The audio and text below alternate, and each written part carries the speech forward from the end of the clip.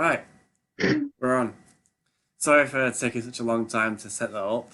Not to worry. Back to back podcast episodes. So the reason I want to get you on the show is to talk about these very not interesting injunctions, which I'm actually interested in to hear how they work. So, do you want to start by maybe introducing yourself, telling people maybe a bit about how you got into activism and what you're doing now by specialising? Um, yeah, sure. Thanks for having me on and wanting to talk about injunctions. They're not the most fun thing in the world, but I think they're very important. Because it seems to be it's a new tool in protest repression that the authorities seem to be using. So I'm Maya, and I'm from Derby in the Midlands, and I've been involved with the Extinction Rebellion and Insulate Britain and Just Stop Oil. And I've this year, unfortunately, I've been mostly dealing with court cases and injunctions. And because I was remanded last November for the gantries M25 action with Just Stop Oil. I've got bail conditions and lots of court cases and stuff. So I've mainly been dealing with legal stuff recently, and it also seems to be the year of injunctions where they're coming after us for costs, and we're also facing some injunction break proceedings. Some of the people who climbed the gantries with Just Stop Oil back in November. So I'm not a legal expert, but I've kind of fallen into doing this kind of stuff and trying to help Mm. out other people on injunctions and trying to kind of mitigate the damage, really, and trying to, mitigate damage and fight injunctions the best we can. God, it's so messed up how they. Just to clarify, the junctions are a way for governments and companies to basically bankrupt people they don't like.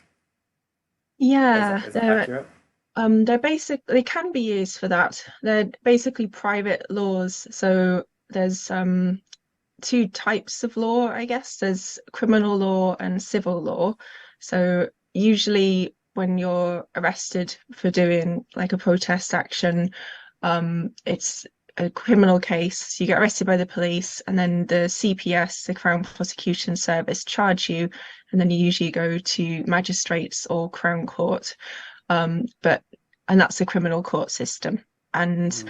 the civil courts, I've only really dealt with the Royal Courts of Justice in London, but basically, an organization or an individual can go to a civil court and say, I want to buy this law. Here's a law. I've got my expensive solicitors to write up. So pay a load of money to the solicitors, usually tens or even hundreds of thousands of pounds. And then they go to a judge and say, can you sign off this law or court order?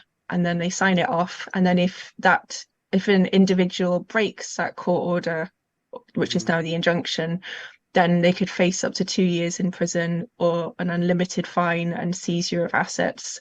But what we've also found out recently, through first-hand experience, I think you dealt with this as well for being on the Insulate Britain injunction, is that just being named an injunction, even if you don't break the injunction, means that they can come after you for the costs, because they will get solicitors to do all the work with the injunction. So like drawing up the injunction, posting it to you, going to court and getting further injunction updates and getting the injunction renewed.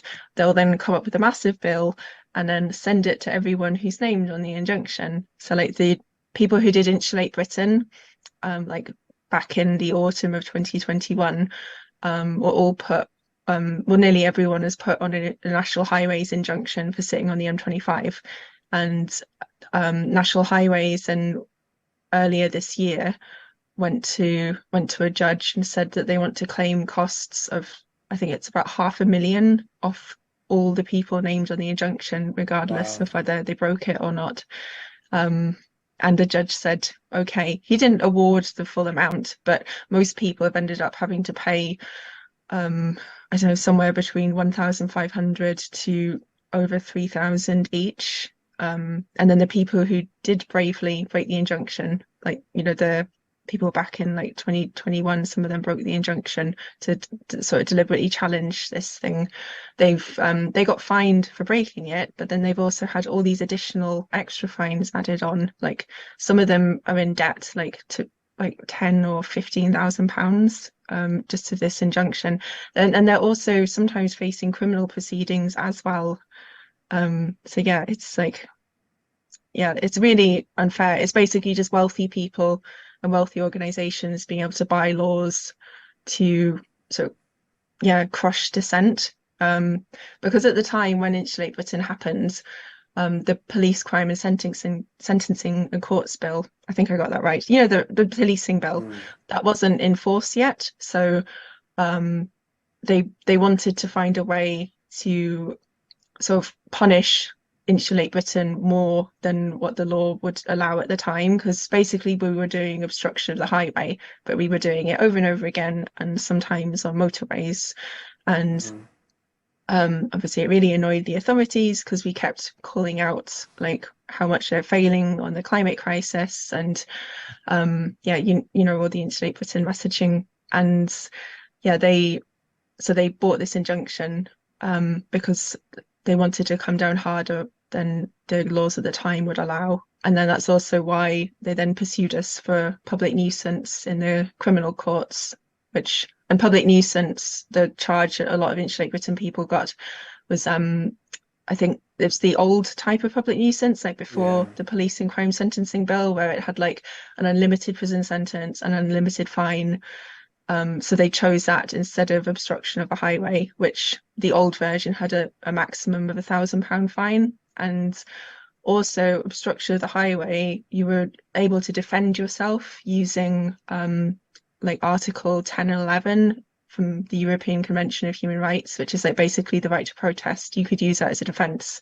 But as we've seen with a lot of Insulate Britain public nuisance As cases, I've experienced mass firsthand as well. Yeah. yeah, Silas Reed, like saying, no, you're not allowed to talk about why you did it. So you can't mention climate change or fuel poverty. And I'm yeah, not gonna so lie. I'm not gonna lie. Be, Going through court on tag and dealing with that kind of repression made me want to just drive a bulldozer through the building. Obviously, I'm not gonna do that because I'm a non-violent person. But that's how it makes you feel dealing with those people and those courts. Personally, for me, opinion. mm, no, yeah, I do empathize. It's incredibly frustrating. It's like you're up against this like bureaucratic, soulless monster of a machine that just is so focused on these like quite arbitrary rules, but doesn't seem to care, about the laws of physics, which are, unfolding with the climate crisis, and they pretend The that they laws of care. physics.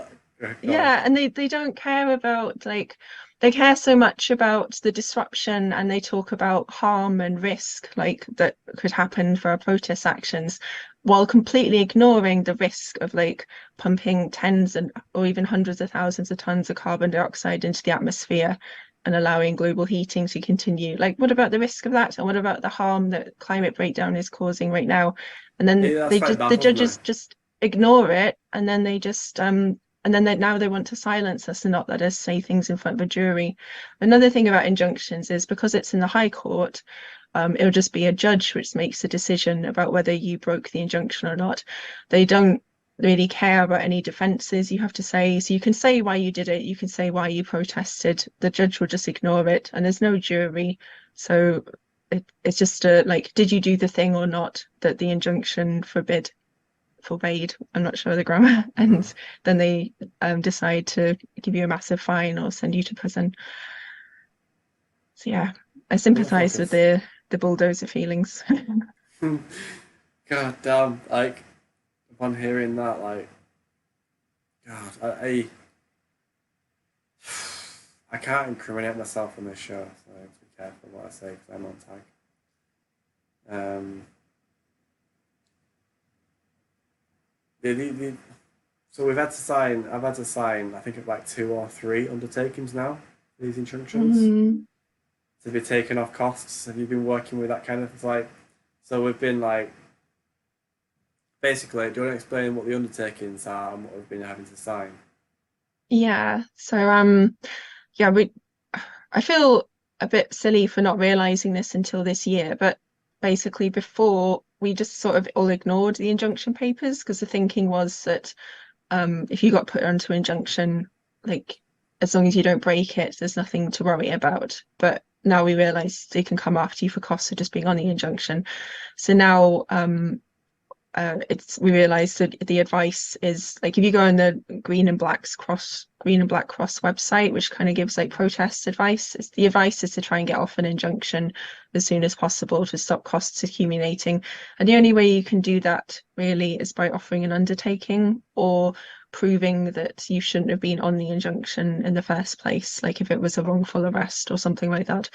But an undertaking is basically like you promise to the court that you won't do what the injunction says. So the Ah, injunction, I don't know, there's lots of different injunctions out there, but there's some which are like you can't protest at oil terminals, you can't protest at petrol stations, you can't protest on certain roads. I think HS2 also has an injunction, which is like you can't protest along all of the HS2 line and you can't obstruct any of the HS2 construction. Um, so yeah, there's all sorts of things. Whatever the company or organization wants to prohibit, they'll find a way to do them. And injunctions have been used against like Gypsy Roma traveller communities a lot as well. And they're not new things. Like I think they were used in the roads protests in the 90s. I've heard a lot of the peace and sort of the peace movement has faced them as well. But yeah, undertakings are basically you sign this thing saying you promise you won't break the injunction, and then you get taken off it. But I've it's signed not a for it. comfortable It's yeah, not. it's not a comfortable thing to do because you feel like you're signing away like your right to protest.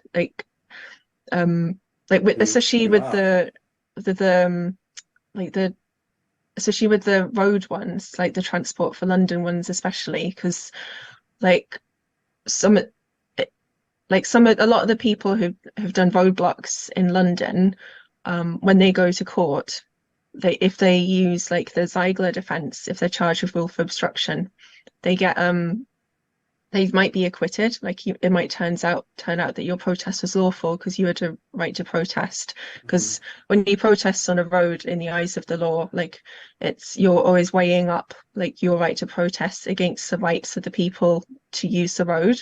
So it's a Hmm. balancing act of those rights. But these injunctions, which say you cannot protest on this road, basically remove that right completely. And there's no consideration about weighing up of rights against the people to protest against the people to use the roads. There's no way you can be acquitted. So by signing these injunctions to come off, like especially the Transport for London one, saying you're not going to protest on certain roads in London, you just have to sign away your right to protest on these roads. Otherwise, you can face thousands of pounds in costs just for being named on the injunction, and you might not even break it. Like it's a really insidious, like unpleasant side of the law, which I think is just being used and abused to repress protest. And yeah, it's incredibly difficult to fight because like some of us, including myself, had gone to the court hearings to try and argue like against the injunctions to say like this injunction shouldn't be continued and these are rights to protest and this is why it's unnecessary because you also have all these criminal laws and the judges always ignore us and always side with the claimant who has the deepest pockets and also judges are pretty establishment anyway like they're probably not going to side with protesters engaging in civil disobedience. But yeah, so we've gone there and tried to argue, and they just sort of ignore you and grant the injunction anyway. And if you wanted to try and resist the injunction, like some people have, then like you'll just end up facing massive costs, potentially prison and or bailiffs Bankruptcy. coming round. Sorry? Yeah. Bailiffs coming around to your house. Yeah, so it's just yeah.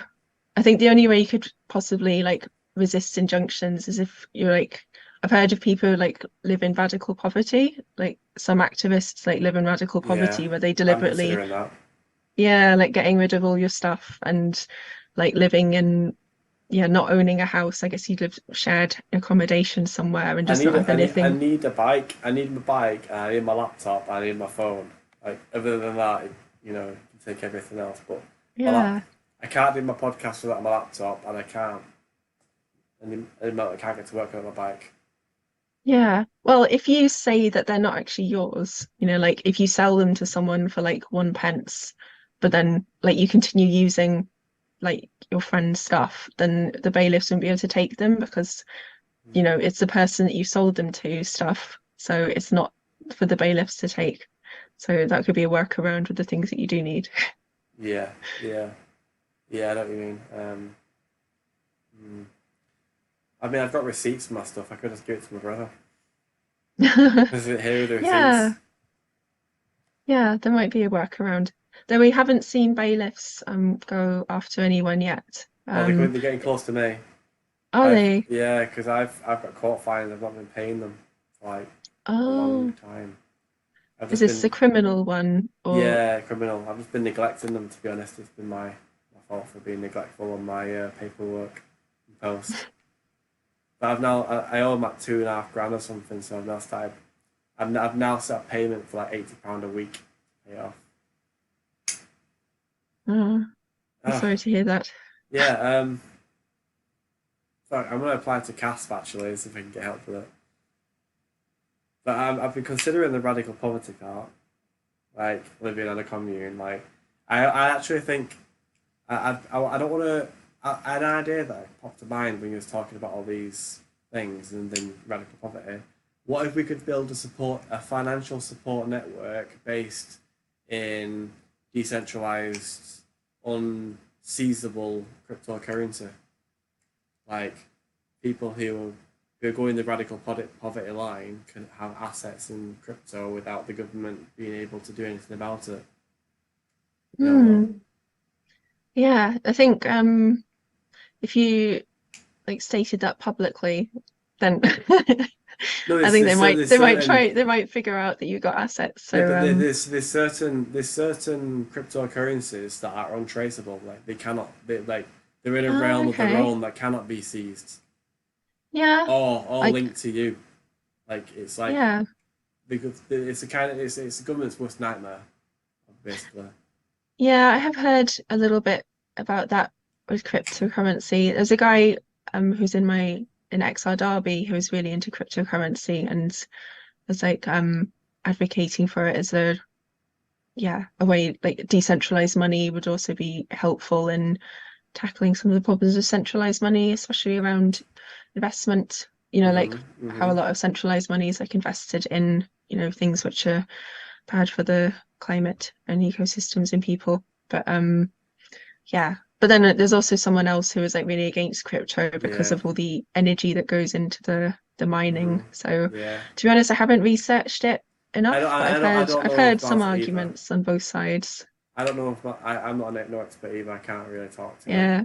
Though I have heard of uh what do you call it? Mutual aid networks. Like like during COVID, like when Mhm. the first lockdown and stuff, there was a lot of mutual aid groups that popped up. And I've heard lots of people talk about like mutual aid networks are a good way to support people who are going to activism and facing a lot of, you know, legal consequences and financial consequences. Like would you just would help Mhm. people out with like if someone needs somewhere to stay or people need food, it's like people just kind of help each other out. So I think it's really nice to experience that. To be honest, when I go down to court and you just stay at someone's house and people help you. It's I experience that when I'm going down to court and when I'm going to London as well. It's really quite amazing. When yeah. I'm up here in Manchester, I can't like really. Well, I don't really. I'm not really around people who are like part of the movement. I mean, I see them occasionally. But when I was going down to court, going down to London, and I was staying with strangers, like the kindness of strangers, like they, supporting climate activists is so refreshing. Um, Yeah. so Yeah, it's refreshing. really lovely.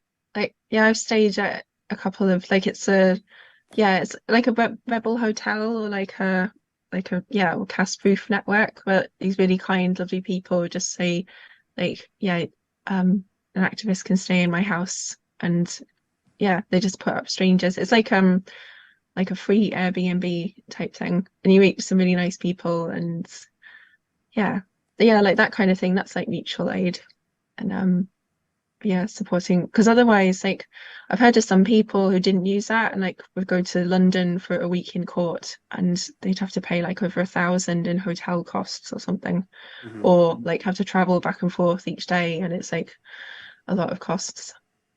I've always managed to get like well, I've always had like well since I started my protesting, I made some very good friendships in London. So I've always been able to ask my friends like, find me somewhere to stay. I need somewhere to stay in London. Help me. And luckily, I've never had to pay for a night in London, Oh, like that's good. like ever. And I spent a lot of nights there. Like, um, yeah. So is there anything else about these injunctions? Like, how are we going to fight them? I'm not, yeah, that's something I've been thinking about a lot. There is, I think there are some people trying to look into injunction resistance. Like, I, I mean, there were the people last year. Do you remember the 51 people who went to prison I was all at supposed to be once? part of them. Oh, but you're I, already in prison. I was already in prison. The Kingsbury action. I mean, that was brilliant because like that was an injunction Hmm. which was taken out by North Warwickshire Council to protect like the interests of an oil terminal because they didn't want protesters there disrupting their profits. So yeah, this injunction was bought by the council, and I think when they first took it out, I think some people got sent to prison for basically standing on a grass verge. Like they Yeah. were just standing on a grass verge with a sign outside the oil terminal in Kingsbury. And then I suppose technically they went to prison because I think they refused to go to court or they broke a court order. I But think what it was. the reason they were, I remember this one quite exactly. The yeah, injunction, they give it like 2 meters back off the fence, so they included the grass verge in the injunction where they were allowed to protest. So they decided to push it by standing inside the line of the injunction but outside the line of the oil terminal to see if they could get arrested for protesting on the side of the verge, and they did did. they? Yeah, Ah, and then that resulted in them being remanded because I think then they defied court or something. I can't remember. I'd have to ask them. But I mean, that was such a bunch of cool just people. shocking. Yeah, it was really good. That was a really good way to challenge the injunction because it's like drawing attention to how ridiculous and unjust it is. And then like later that year, like 51 people went to Kingsbury and did the same thing again. Though I think they just blocked one entrance. So it wasn't even shutting the terminal down. They just protested at one entrance and just all sat there, and then they all got arrested and Yeah, remanded. can I say I've got some interesting stories about Kingsborough Oil Terminal. Oh yeah. Yeah, broke into it twice. It was an absolute laugh on it. It was so much fun. Ah, I'm not going to tell. I want to tell you briefly a bit of the story. But I'm not going to tell you the full story because it's quite long. Basically, me and another Just a Pearl person managed to evade arrest because we missed the police by a few minutes. And basically, what happened is our friends got arrested and taken away, and I turned up in a car because I was like getting some supplies, and there was a police officer walking over towards my car. I pulled up and there's a she's called I can't name her because that's cruel. A police officer had arrested me several times before. Was coming towards my car, so I was like started my car and driving around her, and she goes, "Josh, can I talk to you for a second?" And I'm driving around very slowly, and I go, "Depends, I'm under arrest." And she goes, "Yeah." And I went, "Sorry, I didn't hear that." Shut off and drove away. And anyway, very, very long story short, we ditched the car, went on foot, went through like miles of farmland, got an Uber halfway there, got got into a takeaway to get some water, got questioned by a police officer in the takeaway about who we were and what we're doing there. And then whilst he was sat in his car, we managed to like get away into get out around the back of the takeaway and escape and hide from police. And anyway, long story short, we broke into the oil terminal with two people because we were going Oh, to be arrested anyway, and we thought we might as well break into the oil terminal and shut it down again. So we did. And we ended up on the roof of the oil terminal with a helicopter overhead, like jumping, like going, way, like I stuck to helicopter. Um, yeah, I've already told that full story on there anyway. But can you tell us? You was in Insulate Britain, wasn't you? yeah, I Can you was. I talk was to some of your experiences in Insulate Britain? um yeah, sure. I mean, I signed up for it like to be in the first wave. Hmm. I signed up because I was I was quite involved with Extinction Rebellion. I'd only been arrested twice with XR, and I went to one of the talks for Insulate Britain, and they had this crazy idea of trying to get a few hundred people in prison in the lead up to COP26 to try and embarrass the UK government. And I think when I signed up, I didn't even know what the demand was. Like, and then it was revealed that it was insulation, but it was just like I just felt like we had to try something different and radical. Hmm. So I knew it would be blocking motorways, and I knew that it would be trying to go to prison in the lead up to COP. And I think I just had one of those days. I was like really angry with politicians and like how they're just making the completely wrong kind of decisions, which just completely defy all the scientific advice as usual.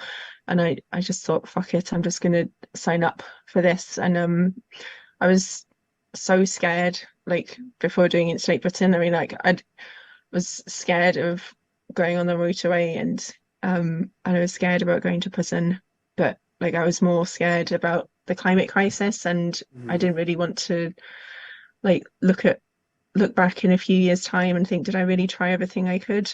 Um, so yeah, so doing Insulate Britain was like really emotional because I'd not done Yeah. anything. I think it was the scariest thing I did in my life. Oh my god. Like, Was it your and I did first the act? Was it? Can I ask, was Insulate Britain your first lot of actions? no, I'd been arrested with Extinction Rebellion twice before. Um, and I'd done like I think I'd done some stuff with Stop HS2 where I didn't get arrested, but I stopped some trees being felled.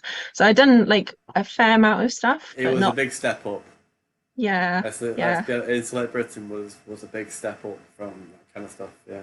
Yeah, I think this maybe the spiciest thing I'd done before was like helping to blockade an arms factory. But I didn't get arrested for that because I was doing media.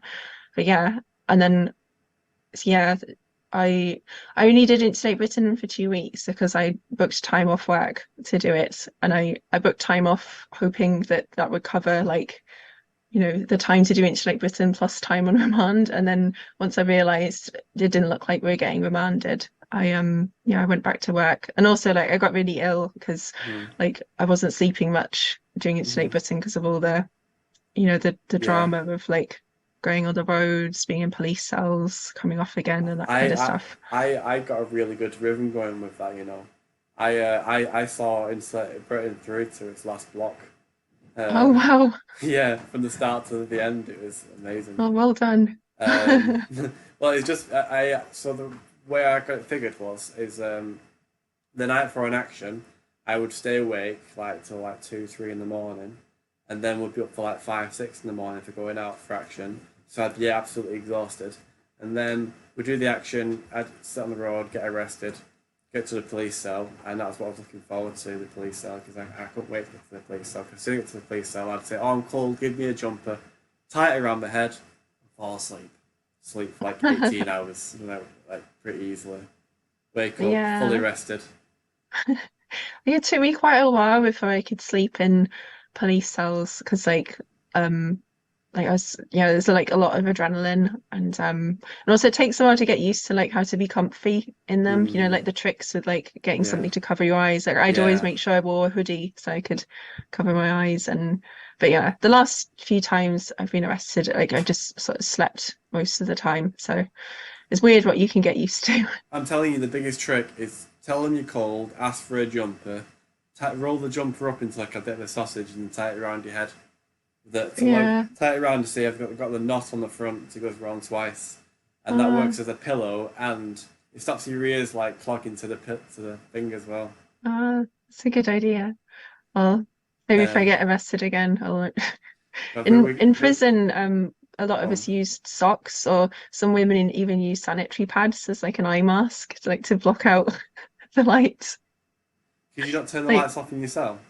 well, they could be turned off, but the curtains were like really, really thin, and then there were like floodlights outside. Like, well, sometimes they just weren't curtains because you know, prisons like, Yeah, I know what um, it's like. yeah. So, yeah, like people are sensitive to light. Which there's one woman who said that she like had a sanitary pad over her eyes and tampons in her ears, like to use as earplugs. Sanitary products to the rescue. Yeah. And some people use them as like coat hangers and stuff because you can stick them to the walls, stuff and hang things up. You know, like, Oh, and then there was the toothpaste trick. Like, that's well oh, known, isn't it? that's yeah. The toothpaste tricks is well known, but the next level up from that is the coffee whitener. You know about the coffee whitener? Oh, yeah. I think, yeah, someone told me about that. They're using it to make like paper mache stuff. So Like, you can use it like glue. the toothpaste works really well for putting pictures up. But if something's not sticking, you use something stickier. Just add a little bit of water to the whitener. It basically turns to super glue. Yeah. Well, not that well. You know, it never goes rock hard, but it's very sticky shit. Yeah. I don't think, yeah, I didn't use that in prison. I mean, yeah, I would give all my sort of whitener away because I was vegan. So I got Mm. like eventually after a few weeks, I got like the vegan, like the soya milk sent in. How did you survive being vegan in prison?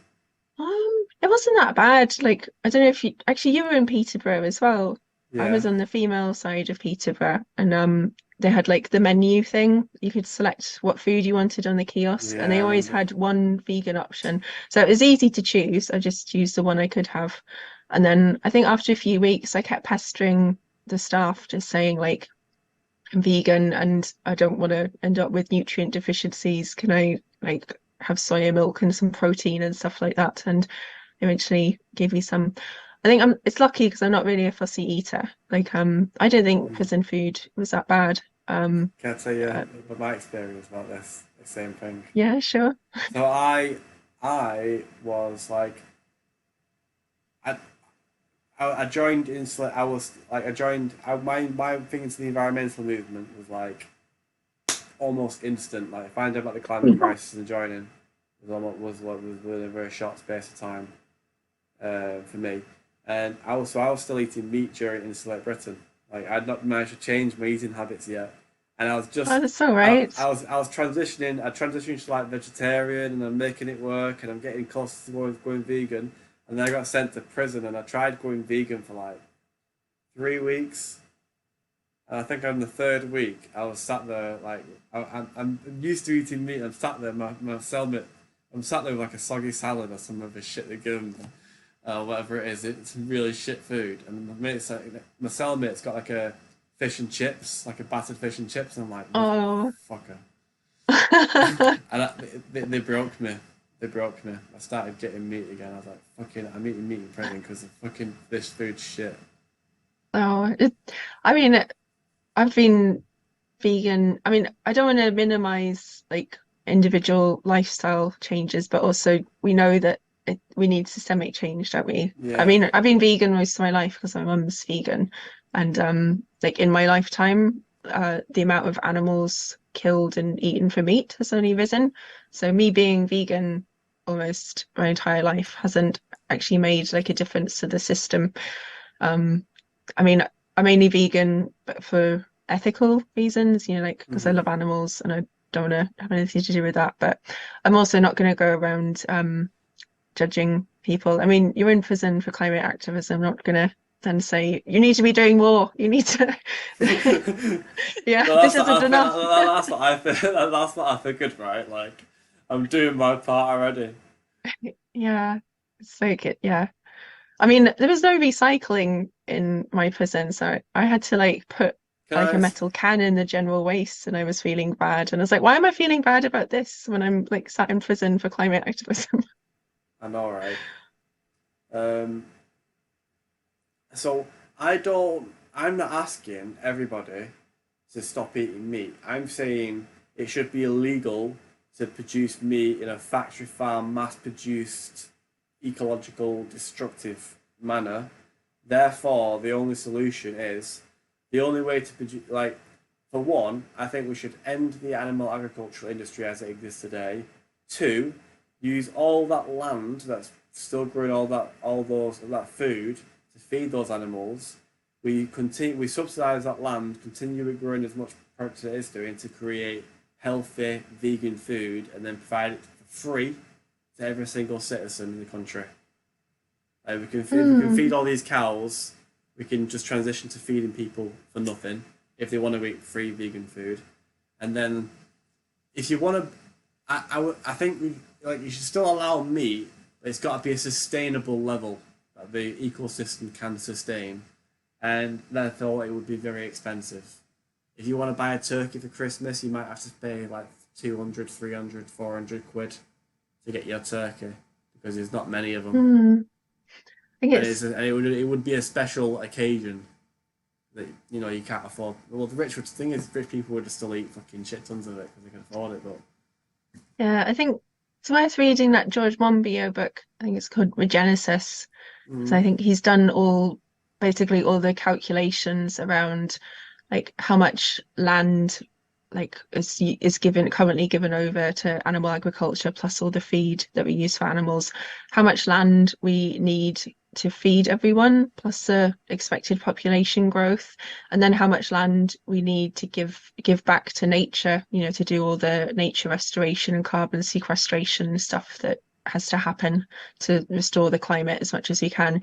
And I think his conclusions are basically there's no space for any animal agriculture, and but with the way technology is going, it looks like we'll be able to synthetically make proteins, and yes, yeah, like I've been synthetic following meats that. are coming along quite well. So I because like I don't want to really get the thing is I've spent most of my life vegan, and I've realized I feel very strongly about not harming other living things or trying to minimize the harm you cause to other living things. So I don't think most people in the world need to eat meat. And we can get into debates about like what if you were stuck on an island with a chicken and you needed to Yeah, decide if you need to survive and stuff like that. But most people like don't need to eat meat to survive. And I think yeah, trying to build like a food system and agricultural system which meets everyone's needs while minimizing the harm caused to other forms of life would be the ideal goal. It should be the most ethical thing to do.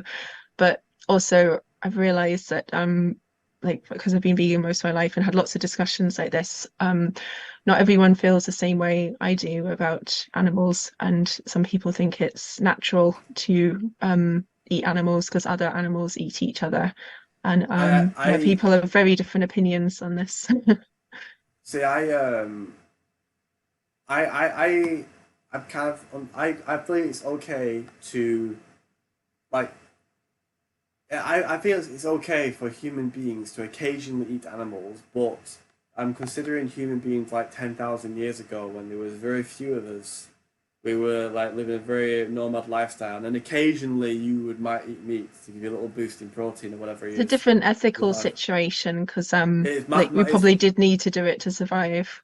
well now, but now it's it's more of a we've like industrialized it so much that it is poisoning. It is literally poisoning our rivers and creating dead zones around like where rivers enter into oceans because there's that much sewage from the animals that it's just Mm, like just kills basically everything in that area. And yeah. producing a shit ton of methane. Like 1/3 of the output of emissions is attributed to the methane of the meat industry. And all the deforestation and Yeah, ecosystem destruction that happens for yeah. mainly grazing land or crops to feed animals. It's Yeah, just the industrial animal agriculture is just, yeah, it's environmentally harmful, and it's a huge amount of suffering for those poor animals which just spend most of their lives in like a confined space. They're basically tortured and until they're eventually slaughtered for their flesh. you know what made it sink in for me This was on the David Attenborough documentary that released probably over a year ago now. Is it the Um, Breaking Boundaries one? no, David Attenborough one. He did a climate one basically about the Earth, and he said that if you got all of the animals, not including bacteria, but all of the animals in the world, and you put them on a scale, and you weighed like the actual biomass of them, I think it was something daft like 60% of all those. Well, I think it's like 66% of all the animals, like two-thirds of all that weight, would be cows and chickens. Of Mm. all the animals on Earth, like all elephants and whales and fish and everything. I think I So remember this, and only 4% is wildlife or something, isn't it? yeah, that's right. So it was like 30% would be humans, and then 4% would be the rest of the living world. Yeah. Like if aliens came to Earth and looked at that, they'd be like, what is going on here? Like, why have you got so many of these and then so few of all these other things? I think they'd look at if aliens did come here and look at us, they would. So we study it. There's a bacteria that when you put it in a petri dish of like food, and it'll grow and expand, and it'll create toxins, and it'll continue to do that until it like turns its environment too toxic for it to survive and kill itself, and it'll do it every single time. It's a very basic organism, and Mm. maybe we're just doing that. Maybe we're just too much of a basic organism to get our shit together and step it up into the next level of intelligent civilizations. Yeah. Have you seen that Chris Packham documentary, the one about the I've history of Earth? Oh, it's I've not. What's it? Tell me about it. oh, it's worth watching. It basically shows like how um life has changed the planet drastically before. Like when plants first evolved and they started to do photosynthesis, they drastically changed the planet because they drew carbon dioxide out of the atmosphere and put oxygen into the atmosphere. So I think that caused like a global cooling event. And I think, yeah, there's been, yeah, basically like life on Earth has changed the planet before. And Hmm. sometimes in a catastrophic way, which has wiped out a lot of life. And then other times there's been like planetary things going on or meteorites or things like volcanoes which have caused massive changes to life. But yeah, humans seem to be like causing these massive planetary changes again. But it's the first time like a species has known what they're doing. It is, Like, isn't it? Yeah, that's so interesting. We know what we're doing, and yeah. but God, I've said this a few times. Before I was a climate activist, many years before, I would consider myself like a transhumanist. I was somebody who believed in the potential of the human race, the birth of AI, all the think about the human potential of the human race minus the climate crisis, right? Like the sky's our limit. We could conquer the entire sort of Yeah, galaxy. like I happy believe. sci-fi stuff. Proper, Like, yes, sci-fi stuff, yeah, because getting better at the rockets and all that kind of stuff, and all the rest of it. Eventually, I think we'd get there. But yeah, right now we're on one planet, and it's all we've got. It's our only spaceship, and we're putting holes in it. Guys, come on, sort our shit out, please. yeah, yeah. It is. Yeah. I, th I think it's when humans became a bit too separated from nature culturally. Like, I think, although the Industrial Revolution did lots of positive things for humanity, like advances in medicine and technology and like I think we needed solving it. famine. Yeah, I think the Industrial Revolution still brought lots of positives, but I think it also separated humans from nature. Like they kind of thought like we can conquer nature, our technology um means we can conquer it and like it's there for us to use and exploit and not really and then starting to think of humans as separate to Imagine, ecosystems. imagine if our civilization in the 18th century decided to like have the Industrial Revolution and then also start on the climate crisis like 150 years earlier. But like if the climate crisis happened earlier. Well, no, like, they predicted the climate crisis. Like there were scientists that they were. I can't remember how far it goes back, but they were there were scientists that theorized that like putting carbon into the atmosphere will cause heating. And I remember seeing that article, yeah, because they knew that carbon dioxide was a heat trapping gas, and mhm. yeah, we're burning a lot of fossil fuels, which released it. So the yeah, they prob- predicted it. the problem with those times is people felt so small and the world felt so big. You know, Mm, they never imagined that they could pull all the fish out of the oceans, or the world was just too big for them to actually have any effect on. yeah, yeah, I read this thing that said that when people first arrived in Canada in the United States, it was like abundant in so many species, like in all these birds and salmon and like forests for as far as the eye could see. So it felt like they could just go there and like extract it and like use it, sell it, and it would just last forever. But once you like start taking things out of an ecosystem faster than they can replenish, then you end up causing extinctions, and then you don't have any trees, you don't have any fish, and like yeah, species go extinct. So yeah, it's just the wrong kind of mentality. Like it's just too extractive. Well, that's the world thing is like you think about the history of humanity on Earth. We would have started with a small number, like when we've got 8 billion people right now. Imagine when there was less than 1 billion, or let's say there was less than 500 million people in the world. You could live like that because your species haven't gotten to a size where it was so dominating yet. I mean, Mm. I mean, sorry, go on. Yes. Oh, with the population thing, it's more to do with the consumption levels. So it's like how much each person, how many resources each person uses, or what their pollution footprint is. So yeah, it is possible for the Earth to support like 8 billion people, but not if they all live like people do in Europe and the USA and Australia and Japan and things like that. But not at those kind of consumption rates because we don't have enough planet Earths and resources to meet that. But the numbers of people in themselves like wouldn't be a problem if people didn't consume too much or pollute too much.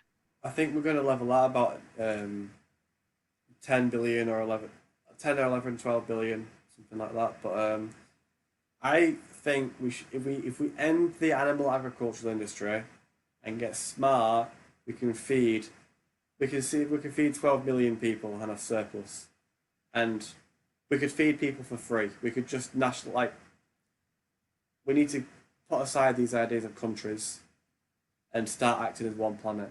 You know, I don't know how we're going to do that. Somebody else will come up with the ideas hopefully. Maybe I'll have them on the podcast, which would be pretty good. But yeah, the time is now to sort this shit out. Really, in my opinion, the time is right now. Uh, Yeah, and I'm not gonna say now or never. It's got to be like it's always got to be now. But the longer you leave it, the more people are gonna die.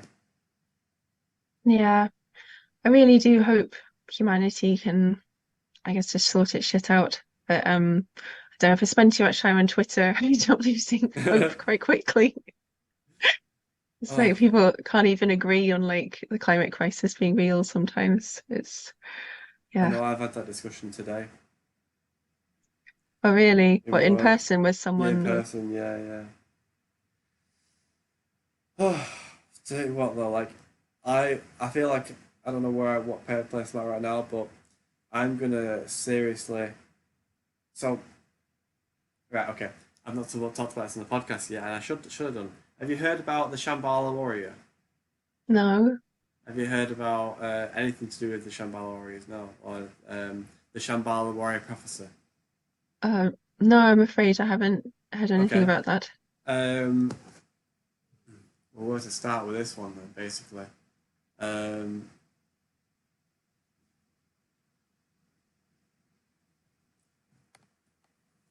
it,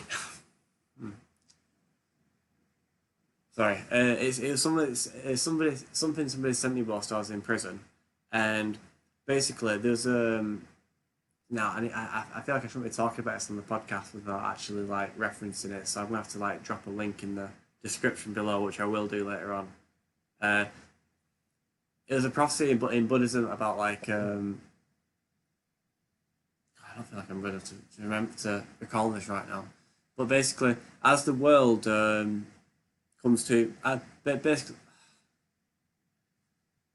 I'm going to cut this bit out because my memory is failing me. I'm on a second podcast. I'm on the second beer, so um, And it's all right. that's all right. It does ring a bell. I think someone's mentioned it, but I wouldn't be able to say what it is. Yeah, I was about I was about to anyway, but there's one line that I take from it, which is when the world is like its most when all of life on earth when all of life on earth is hanging by a single thread, the kingdom of Shambhala will emerge, and it is not a place. You cannot go there. The kingdom of Shambhala exists only in the minds of the Shambhala warriors. And the idea is that when the earth is at its most crucial point of losing everything, the Shambhala warriors will emerge. These people who will make such huge sacrifices that they'll cause like a global awakening and protect life on Earth. And Mm. that is a thing. It was a prophecy within Buddhism, and it's like 1200 years old. And Joanna Maisie has done some good work with it. Like if you look on YouTube, Shambhala Warrior Mind Training Jenna. If you look it up anyway, it's really good, really powerful stuff. And I guess the point I'm trying to make with that is when I came out of prison, I was I was pushing myself hard doing like runs, like 5K, 6K, 7K, sometimes 10K. And what I'd do is I'd occasionally I'd smoke cannabis and then do like run 10K whilst Right. high, and like it was like the pushing myself is like to a discipline. It was making me think and like I don't know like it get more creative as well because I'm going through the hardship of jogging, and I had this deep realization that like when I was in prison and I was feeling like I had faith that I was going to change the world, and I felt so fucking empowered. And I was releasing speeches. What I realized was when I was in that mindset where it was like rocket fuel. That was the kingdom of Shambhala. It is a place that Mm. you cannot go to, um, but it exists in the minds of the Shambhala warriors. And what I realized in that moment is I need to get more people to this place that I'm not even in right now. Like when I was in prison, I had faith that I had faith that we are going to change the motherfucking world and right all the wrongs. And faith is so much more powerful than hope because when you have hope, when you're hoping that we can solve this and hoping that you can do things, it can easily turn to hopelessness. But if you ask a priest, because I'm an atheist, but if you ask a priest, right, a definition of faith, like, do you hope that God is real? He'd say, no, I know that God is real. He believes it in his core. He just knows it to be truth. And yeah, sorry, I'm Yeah. going on a bit of a rant. Does that make any sense to you? No, no, it does. It does. I don't think I feel entirely the same, but I do appreciate, yeah, I do understand how it gives you strength. I think, yeah, because you need some kind of motivation to keep going. And because I Mm-hmm. know so many people who like fall into despair and go, oh, there's no point. We're not going to be able, the climate crisis is already so bad, and there's no point. We can't do anything now. And I feel like I have I guess I'm acting more of a sense of moral duty, and also like even like there's always something worth saving. Like even if we hit 1.5 degrees, we could stop getting to 1.6 degrees. We can I want still to save so many add more one thing. species and people. Yeah, I agree with you saying. So I've repeated myself on this podcast too many times now, but we could billions of people who are currently living where they will not be able to live in decades from now. Just to being a bit proactive and getting those people moved to Mm, places where they will be able to live decades from now, and evacuating India and Africa and everywhere that's going to get fucked early mm, could save billions of lives. So even if we miss the tipping points, we can still save billions of exactly. lives. There's still more thing. There's always something that can be done, and it's tragic that we've reached a point where it is just saving what we can, but like if you just give up, then you're just allowing more to be lost and more suffering and more death. So I guess there's always something worth like acting for and fighting for. So that's what keeps me going. I mean, and also the hope that someday we'll have a climate-style Nuremberg trial for the people responsible for causing this. Well, they'll be dead. They'll die of old age. Um, but the Well, people who caused it, if we have like a climate Nuremberg trial. well, it depends when we have the trial. You know, if we have it 20, 30 years from now, the people who made decisions in Exxon in the 80s will be gone. I think people are pushing for it now, like with well, the work that Jonathan Fuller's doing, Climate Genocide Act Now. Like, Mm. have you heard about that? He's No, but tell me more. um so basically in 2019, Climate Genocide Act Now, which is like a group, went to the Metropolitan Police with a dossier of evidence on I heard about this. yeah, the I think it was prime ministers or well, let's just say politicians who they said were guilty of crimes against humanity for making policy decisions which have increased carbon emissions and therefore led to the deaths of people. And there's so much science to show that like carbon emissions are linked to deaths through like various climate impacts, but the main one you can just focus on is heat, like because we know that if you put this much carbon into the atmosphere, it's going to increase temperatures by this much, and it'll predict this many heat deaths, and Hmm. so you can make predictions like that at the very least. So, therefore, making decisions which allow loads of carbon to go into the atmosphere means that you're guilty of homicide or crimes against humanity. So they compiled the evidence and they took it to the Metropolitan Police and they refused to investigate it. And then Jonathan Fuller's done some great work where he's doggedly followed up the Metropolitan Police over many years, saying like, why are you not investigating this? And he's finally got them to admit, with the help of some lawyers, I think, that they had no lawful reason to not investigate this. It's clearly just politically motivated, like they don't want to put politicians on trial for Let's crimes do against that. humanity. Let's But please do that. I suppose God. the entire system is there to protect the interests of the powerful, but there is no lawful reason why they shouldn't. And there's some very interesting things happening in climate litigation. Like, did you hear about the Montana ruling where those young people sued, or I don't know if they sued, but they took the state of Montana to court because they were failing to protect their futures and their environment because the state of Montana was investing a lot of money or allowing like a lot of fossil fuels to happen. So therefore, it was damaging those young people's futures and their right to a clean and healthy environment. But the judge ruled in their favor.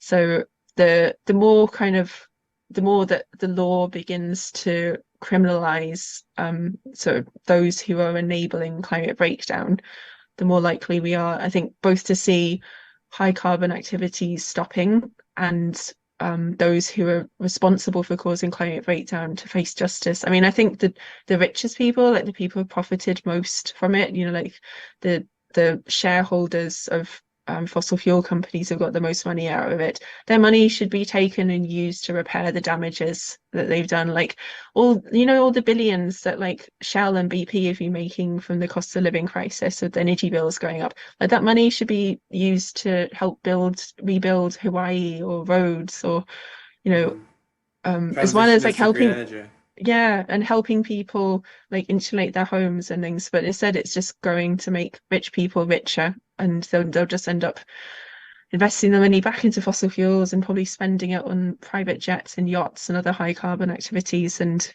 end up killing more people. So yeah, I think there's traction in I think there's a possibility in trying to push for this stuff now.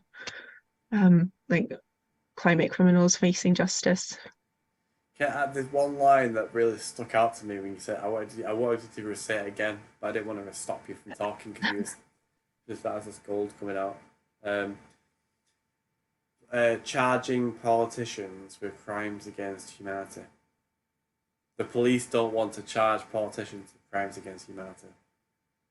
Yeah, basically that's what Jonathan Fuller's So work has revealed. someone should have that on a sign, like like big ass banner. The police do not want to charge the government with crimes against humanity. The UK government. Yeah. Well, I think yeah, people want to well, this was only a recent development with Jonathan Fuller's, but I think there's a lot of people like in the climate movement who want to try and like amplify his work because it's pretty like groundbreaking. Like we need more people to know that the police are we're basically obstructing the course of justice. Like for political reasons, they do not want to investigate whether they're not even going to investigate whether like the politicians are guilty of crimes Well, against humanity. it's because that there is people in the police force, very high up in the police force, that have a very cushy relationship. Probably they probably benefit financially from this friendship with people in charge, and they like things the way they are. And if that stops, you know, they'll lose all their nice little, whatever's going on. Do you know what I mean? They're Yeah, probably taking bribes, to be honest. But like, it's probably more in the form of like shares in this company and lucrative job offers and stuff like that. Like I say this to people in the building trade. Um, imagine you're a politician. You get to the prime minister for 5 years, and I'm an oil company. I come up to you and say, "You're right, mate. Sort us out this deal, right? And what will happen is when you leave as the prime minister, you'll get a job with our company. You'll make £1 million a year. Your kids will get jobs making like £1 million a year, starting like tomorrow if you want. They won't have to do anything, but whatever. And we'll just sort you out for the rest of your life. Just vote on this certain legislation for us, please." And for yeah. companies that make billions and billions and billions, a few £1 million a year to one politician and his family is not very much. No, it doesn't.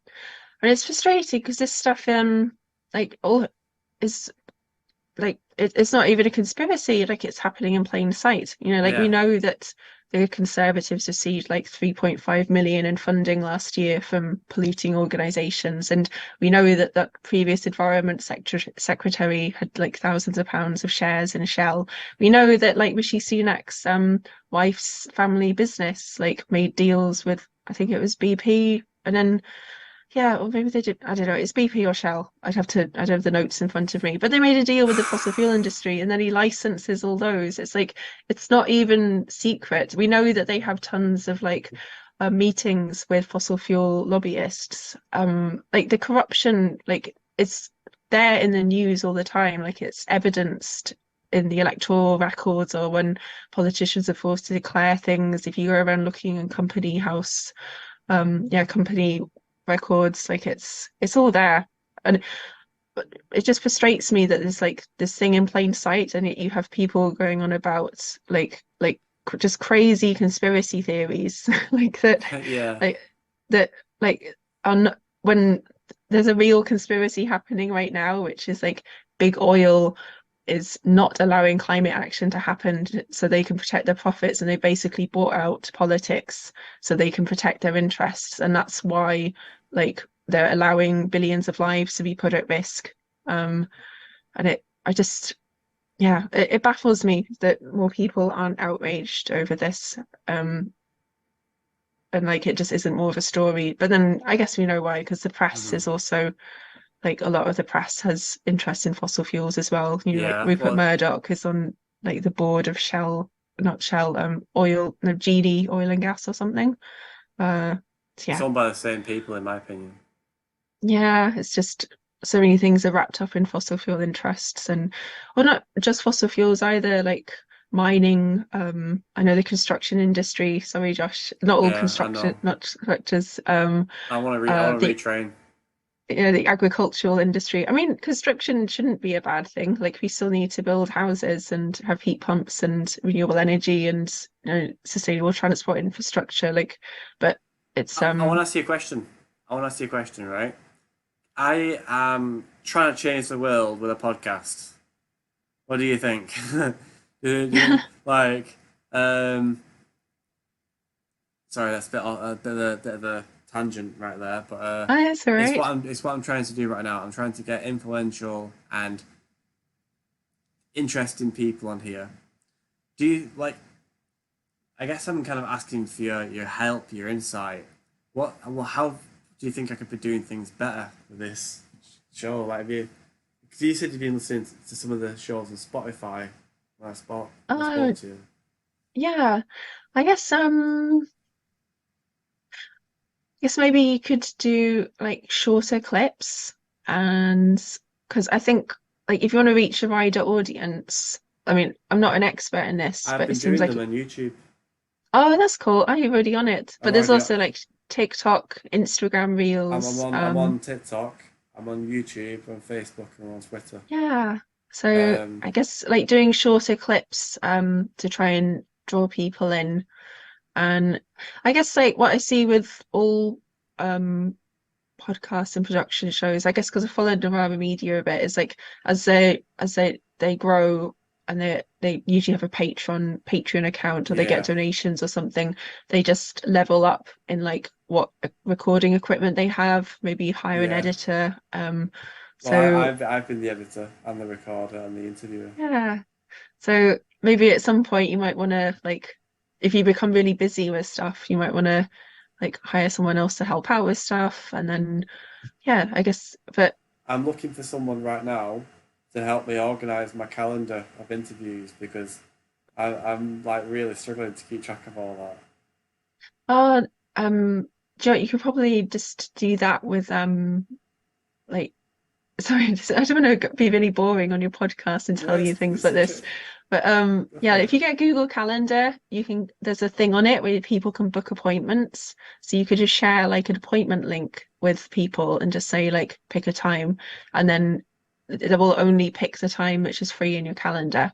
Like it Hmm. won't cause any clashes. But get like it doesn't have to be Google Calendar. There's like other calendar apps out there. But like get a calendar app and then get something which is like a booking form. You could use Calendly or something, which is basically like you send people a form and then they can book a slot in your calendar. And then yeah, you can keep track of things really To be easily. And fair, then I think I've actually I'm just fine. It's just I'm having to put a lot of effort. In, like I use Google Calendar, but I put it in manually. So I'm like texting people, messaging people, like getting them to choose dates and times and doing all that stuff. But yeah, get one of those uh, booking forms. That'll save you some time. hmm, I guess I need some. I'm thinking about putting out like a volunteering role, like a who wants to volunteer for absolutely nothing and help me with my podcast. See if Yeah, anyone you bites. could yeah. Yeah, you could see if anyone wants to do that. Or if you set up a Patreon and you get like people sending you Hmm. donations, you could hire a personal assistant or something. So now Yeah, I feel like we've moved on how to yeah. like how to be a capitalist and how to and like giving you business advice and how to grow your Yeah. business to save the Well, world. But no, it's not really capitalism because I don't think you have capital and it's not like you're exploiting a workforce or like extracting loads of resources and trying to make as much profit as possible to yeah but to I am actually by storing videos on YouTube, I'm taking up server space within Google that is using electricity. So oh yeah, it's I'm a hypocrite.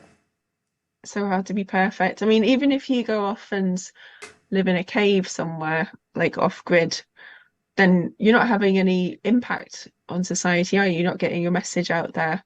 And also, like, people would probably say that you're privileged because you're able to go and live on a bit of land somewhere and live off Also, grid. you be breathing out. You're also you're always breathing out carbon dioxide every day. So Yeah. you're a hypocrite for breathing. So And you'd be eating food which, yeah. like uses up land space. And yeah, it's yeah, the hypocrite argument is just really silly, isn't it? It's and I don't really know like what people are where people are coming from with that. It's like they're like, no, I'd rather suffer and die than be a hypocrite. Like I'm just going to keep like using fossil fuels and I'm not going to advocate for any change whatsoever because Ah, like I yeah, literally had this argument today. I literally had this argument today, and I've heard it so many times. I've lost hypocrite count. one. I've lost count. Yeah. And I'm working today, and I'm bricklaying, and I'm using bricks and concrete that are made out of carbon dioxide because I need to fucking eat and live and make money and pay court fines. And and I've got a fucking builder calling me a hypocrite, and I just kept saying to him, bro, your argument's weak. And just carried on working. Yeah. I couldn't even be bothered responding to his hypocrite, like trying to change it. I just said your argument's weak. And then a good one comeback I've heard to that is like I'd rather be a hypocrite than a cynic.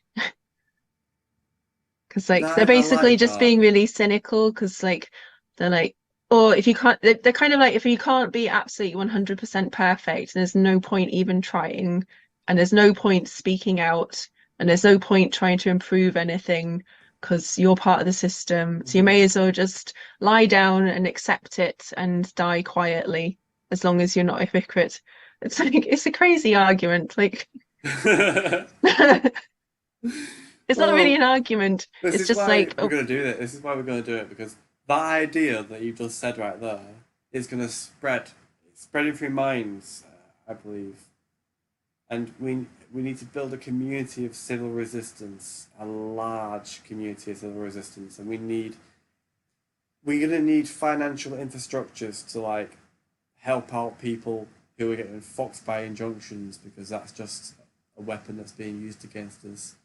So I don't even know how we'd do that. Like maybe either from donations, and maybe we could play the capitalist game ourselves and produce some eco-friendly products to fund an eco campaign against the government. I don't know. yeah. I feel Maybe, like oh, going, I've got the answer. Sorry, I really shouldn't say this actually. No, I can't say that online. yeah, I'll say it. I'll cut it out. But basically, foreign powers may sometimes want their enemy to become weaker and more destabilized, and they will fund groups that are actively working towards the demise of their country's government. So foreign mm, investment. My tag's vibrating. I need to charge it. Um, just gonna pause there for a sec. How you doing? You okay? yeah, yeah, I'm good. Can you give me 2 seconds? Don't pause the recording. Keep going. I'm just gonna grab my Okay, no charger. worries. Hmm.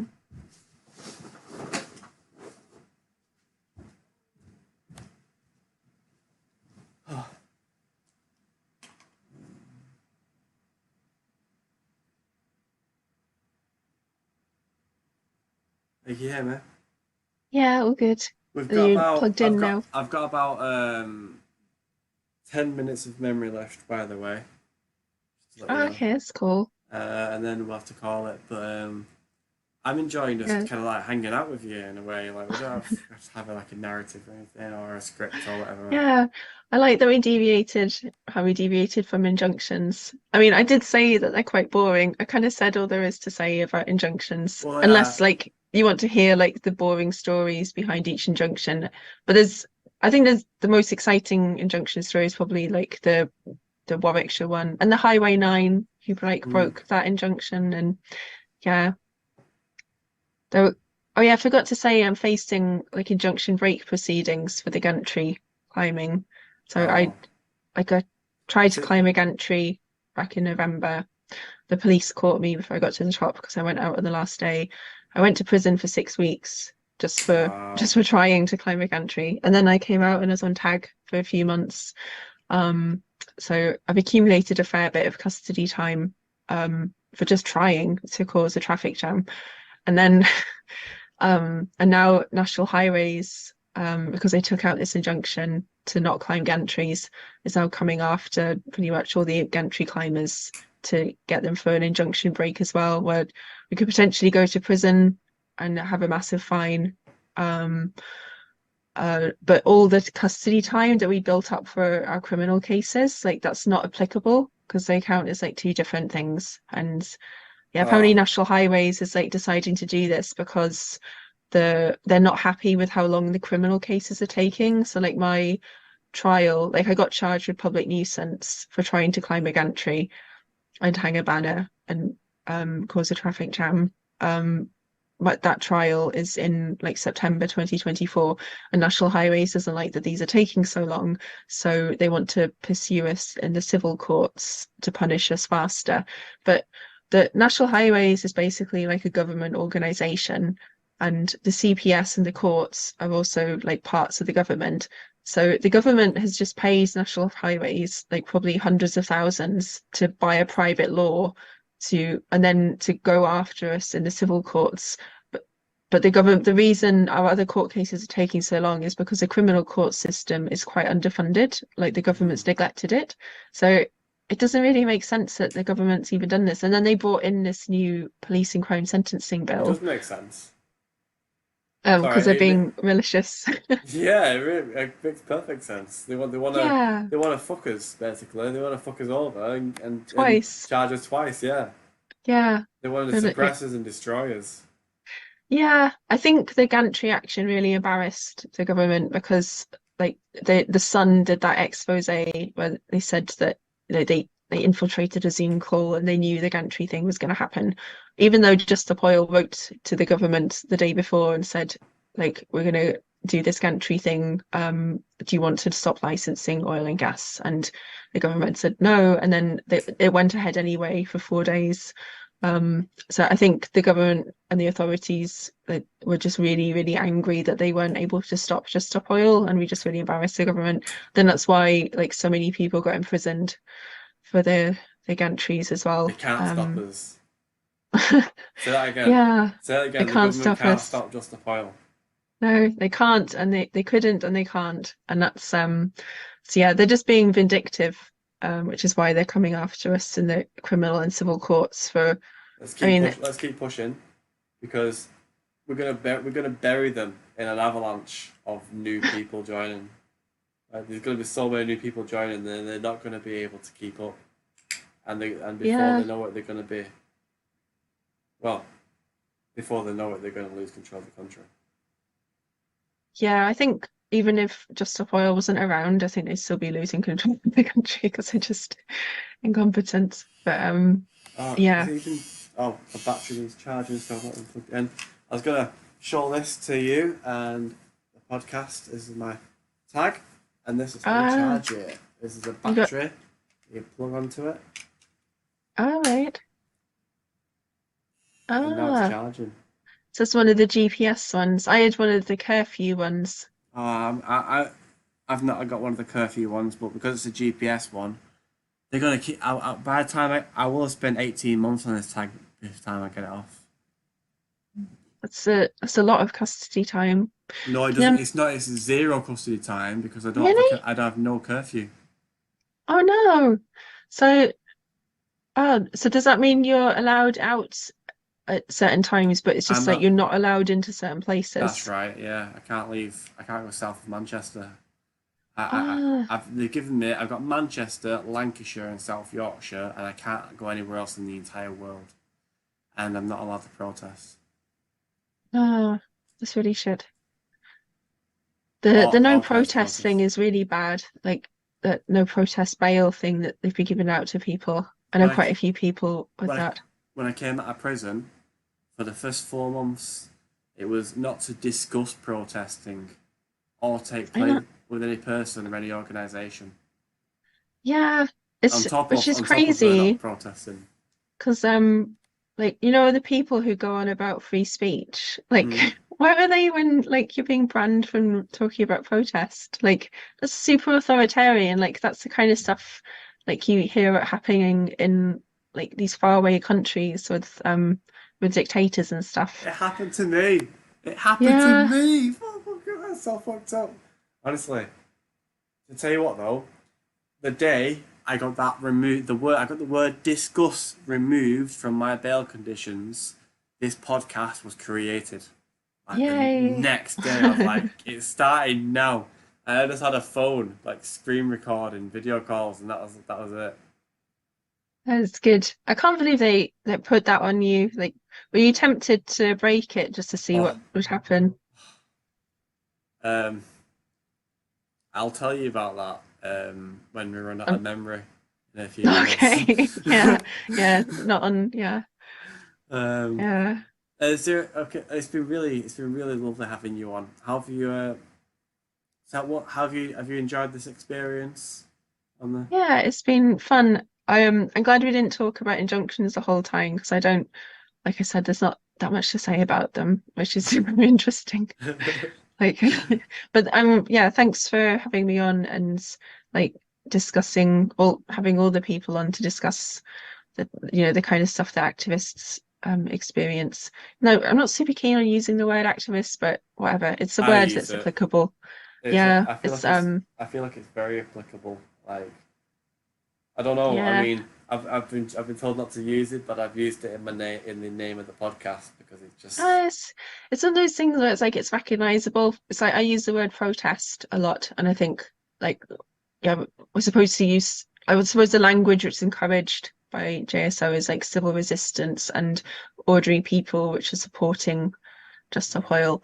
Because I can see why, because there are negative connotations with the word protest and activist, because a lot of people feel like that's not me. Like I'm not an activist, I'm not a protester. I'm going to try to appeal to a broad range of people. But regardless, I it's sometimes just useful to have a label for yeah. things. I want to And ask. Sorry, I keep doing this. I'm terrible at it.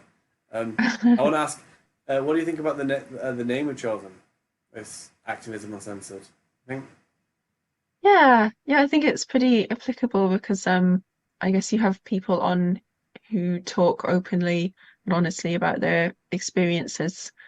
Um, yeah, it's a shame that like the like there's so much negativity put out by the right-wing press, like with people who get involved with activism and protest and stuff. But that's all deliberate, isn't it? Because they don't want they don't want lots of people doing what we're doing. Hmm. They're trying to discourage it. So, I but want to tell you something, by the way. The number one podcast in the world last year, when they tried to get shut down, when the mainstream media tried to shut them down, they couldn't because that podcast host had more daily viewers than the top six news organizations in America combined. wow, CNN, NBC, all the big ones, the highest six news organizations added together daily viewership, they were getting that per episode, which was 11 million views per episode. what podcast is that? Was it the Joe Rogan one? Or, Yes, it was. Yeah, I wouldn't want to use his uh, name at first because it's not very popular amongst climate activists for some reason. oh, Um, um, I think he's a little bit right wing. I think I listened to one of his podcasts once and had Russell Brand on, and he's not super bad, but I can yeah, see why. I listened to like about 1,000 hours of Joe Rogan, and I Really? got to know Right. I got when you listen to that many episodes of somebody talking, you get to know them very, very, very well. So do you And think he's all right? yeah, one thing he says is, "I'm not left wing or right wing. I like good ideas. There are good Okay. I ideas and know bad that ideas, and he's there's a good bit ideas." obsessed with DMT, isn't he? I know that's the Yeah, thing. can you blame him? Like, I don't know if No, like you, I know that's a trope about him. Like Joe Rogan likes to talk about, I don't know, like bodybuilding, DMT, I and we're almost. I've got like 30 seconds left on my memory, but I'm just gonna say this episode off. After listening to Joe Rogan, I tried magic mushrooms in Amsterdam, and it changed my life. Anyway, I'm gonna lose my memory in about 20 seconds, so I'm gonna say it's been lovely having you on. Where can people find you on your social media? I don't do social media. That's fine. Um, That's I like right. to keep myself private. But thank you so much, Josh. Thanks for all that you do. We are the tongue that speaks the truth. We are the song upon the wind. We are the courage to stand forth. We are the change that now begins. On this good green earth, we will take a stand with an open heart and a healing hand. With an open heart and a healing